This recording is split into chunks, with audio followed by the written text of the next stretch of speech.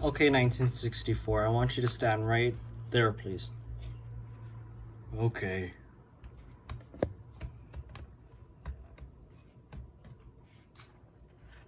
Hey, Chanzilla, what are we doing again? This is a figure review, 1964. So you're gonna review me? Yes. Why not review the other figures first? I mean, because you're the Godzilla who essentially represents this channel. That's why channel name is Chanzilla 1964. Still, why not just wait. Ugh. Ow.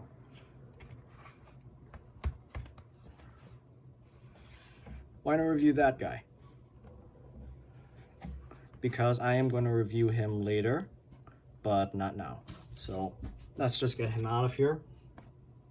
And 1964, please stand right there so we may start the review.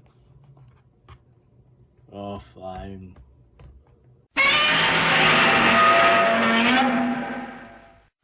How's it going, Godzilla fans, collectors, or just people of YouTube in general? This is Chanzilla here with our very first Godzilla toy review.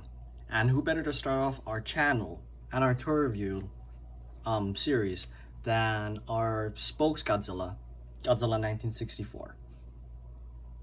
But anyways, let's get right to detail. So detail on this figure, which is, by the way, yes, this is the Godzilla 1964 Memorial Box version. I mean, there's not necessarily any other version of this figure aside from bootlegs or the YMSF figure, which it looks drastically different, or even the Bandai 1964 Godzilla figure that came out with the first Memorial Box, because I think this one is the 50th anniversary one that I came out with it.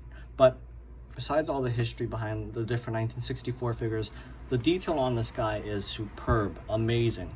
I mean, A+ detail, from the dorsal plates or the dorsal spines to the scaling on this Godzilla to the tail, bottom of the tail on this guy, and even the feet. I mean, the webbing for the feet looks, they even added some detailing in there, some texturing. But for me, the highlight of this Godzilla, the reason why this is my favorite Godzilla, is the face. I mean, look at its pudgy face. To me, it looks like a grumpy old guy, but no, yeah, his face captures that anger, the animosity that this Godzilla had towards Mothra, and that's in that movie. But yeah, I mean, the face is definitely the highlight for me for this Godzilla. It captures it beautifully, especially from the front. From the side, it looks great as well. Now, I will say this for the NECA figure of 1964. Bandai definitely did a better job with the face, in my opinion. SH Monster Arts, I may have to give it to Bandai over them as well, just a bit, even though granted articulation has a factor to play in that. But yeah, I totally love the face on this Godzilla. Next up, articulation. So with this guy, I know with a lot of recent Godzilla figures from Bandai, they only have 4 points of articulation, which are the arms, the two arms move, and the legs. But with this guy, there's one extra point of articulation, which is his head. Now, I wish Bandai kept this up with some of their figures, like especially the Movie Monster series Mechagodzilla 2021, which just came out. If I can pull him over here, yeah. Like for him, I definitely wish his head could move, because I mean, he doesn't have much articulation to begin with, and even the tail would have been something nice if the tail could move, because considering how much he used this tail in the movie, I would hope that Bandai would let this thing, you know, at least move around. Especially when they give us this guy. Eggman over here. Sorry, I'm gonna have to put you on the side for a bit. Anyways, right on articulation, really quick, promise. His arms can rotate. His legs can rotate. His waist can rotate. But that's not all. His elbows rotate. I mean, Bandai went all out for this guy, whereas they could have just left it with the arms and the waist, honestly, which is what I was expecting. But when I got this guy and I found the rest of it, or when even the toy reviews started coming out, I was like, I have high hopes for Bandai from here on out. But that was my round in the articulation, especially for this guy, because I definitely thought this was a joint for the elbow. It is not. But I'll be reviewing this guy later on down the line, and yes, it is a custom Bandai Movie Monster Series Mechagodzilla, which I did paint, and yeah, I'll definitely do a review in comparison on this guy sometime in the near future. But back to the star of the show for today. Now we all see why this guy's so grumpy. But that's not the only reason he's so grumpy. Because, articulation aside, size comparison. The thing that needs to fight in the movie that he's in is huge. I mean, here he fights from King Ghidorah. He has to also fight Mothra. Or no, I'm sorry, I got the order mixed up. He fights Mothra, then he fights King Ghidorah. Then after that is the next incarnation, the 1965 Godzilla, which fights the sea monster. Even though I can still pull them all out for size comparison, which, speaking of which, size comparison time.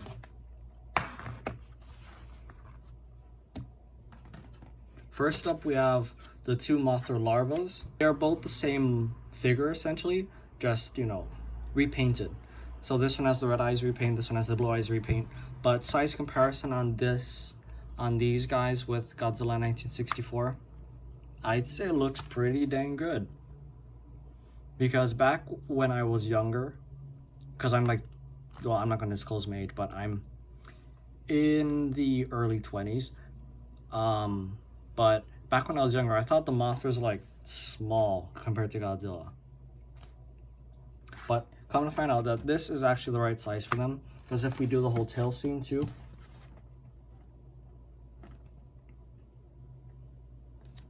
I mean, it lines up perfectly.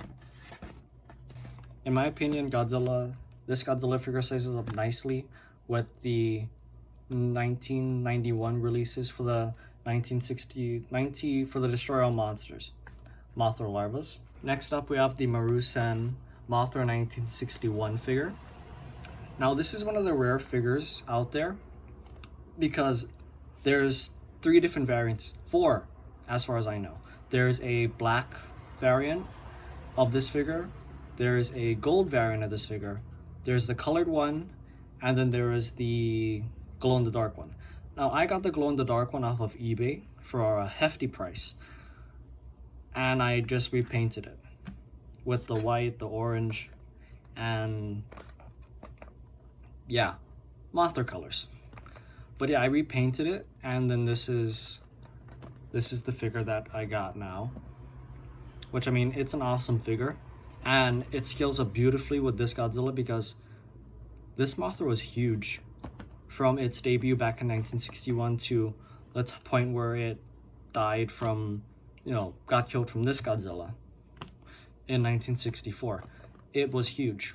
Like, if it stood up from its thorax to its head, it's the same height as Godzilla. Now, granted, with the wings, it makes it taller, but without the wings, like, let's say if I took off the wings, it would size up perfectly with this Godzilla.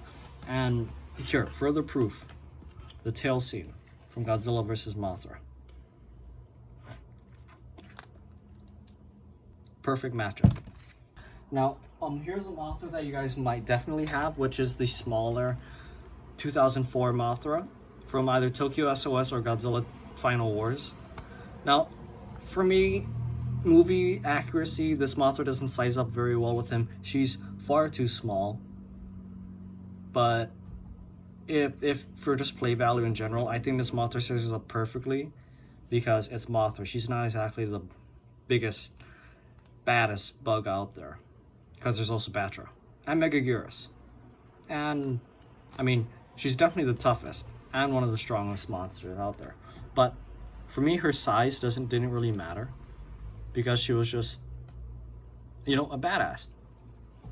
But for play value for this Mothra, I think that it sizes up perfectly with this Godzilla. I mean, if you try the tail thing again, yeah. She's smaller, yes, but in my opinion, she sizes up nicely. So yeah, scaling for this figure, I mean, for any 6-inch figure, I think Bandai just knocks out of the park for scaling. Except for King Ghidorahs, Biolantes, and Destroyers. They're all so small compared to the Godzilla figures. And Bandai, I would wish that you guys would just make them 8-inch so they size up perfectly with the Godzilla figures. Speaking of King Ghidorah, let's get him out. Okay, I had to raise the camera up a little higher here because this King Ghidorah is freaking huge. Or it's not huge, but it's tall. Like, I will give Bandai props. This Ghidorah sizes up perfectly with any Godzilla, 6-inch Godzilla that you may have, especially this guy. And then I also have Rodan over here for size comparison. And Mothra. Okay, now we got the whole Monster Zero team here. Size comparison between Godzilla and King Ghidorah, I'd say it works pretty dang well. Because in the movie, I mean, in my opinion, King Ghidorah could be a little taller. But even still, this is a good size comparison for me. Or sizing for me. Because generally, King Ghidorahs make Godzilla look small. And this King Ghidorah does it perfectly. For Rodan, Godzilla was about the same height as Rodan. If anything, Rodan was a little smaller. But I mean, yeah, I'd say this is a good size comparison for Rodan too. By the way, this is the YMSF Rodan. I do have the Bandai Rodan, but the Bandai Rodan would definitely be a little taller than the YMSF one. So I think the YMSF Rodan definitely scales better with this Godzilla than the Bandai one. And then I know we already did the Mothra, so I don't have to say anything here. Yeah. Anyways, in my opinion, this Godzilla, Bandai knocked it out of the park with this one. And I know that we've had this Godzilla singular point figure come out. This is the most recent incarnation of the Big G. Which, I mean, I like the design a lot. But this guy's still my favorite design. But I definitely like this one a lot. This one would probably be in my top 10 design-wise. And this one is also custom painted because for this figure, it's just a straight charcoal gray with the spikes colored silver and the chest colored silver. The mouth is black. Well, the teeth are definitely colored and sculpted individually, which is great. But sadly, the Bandai did not put the red vein color on the spines, which I had to do myself. But I know that the SH Monster Arts for Godzilla SP is coming out November for Japan and December for the US. And pre-orders are currently open right now. So if you guys are going to grab the SH Monster Arts for this guy, I would definitely try grabbing one now before it sells out like the Mechagodzilla 2021 SH Monster Arts, which sold out quick. But yeah, I mean, size comparison for this one, I mean, it's definitely smaller. But comparing the two, and especially knowing how this one looked before, because this one, the paint cut off here for the tail, and didn't have all the paint application, even though granted, I wouldn't expect Bandai to put the paint apps for the red veins. It maybe except for a special color version, because it's a pain to paint these veins. Like, rules for me anyways. Especially getting it as close to accurate as possible. But I mean, detail-wise, Bandai still kept it up to this point. Paint-wise could definitely be better nowadays, but I mean, this is just a comparison from old, new, old, new. But either way, would I recommend this figure? 100% yes, if you guys can find it for a decent price. I got him for $105 on eBay. I know that he can run you at the lowest price that I saw on eBay recently was about $130. So if you guys can get him for around $100, at the most maybe $120, I would say definitely pick him up. I would not pay more than $150 for this guy, even though granted, I'm not sure if Memorial Box figures are getting rarer, because I know the Memorial Box 1965 Godzilla will run you $165 on eBay.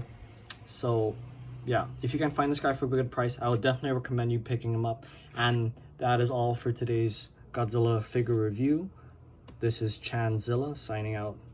Peace, peace.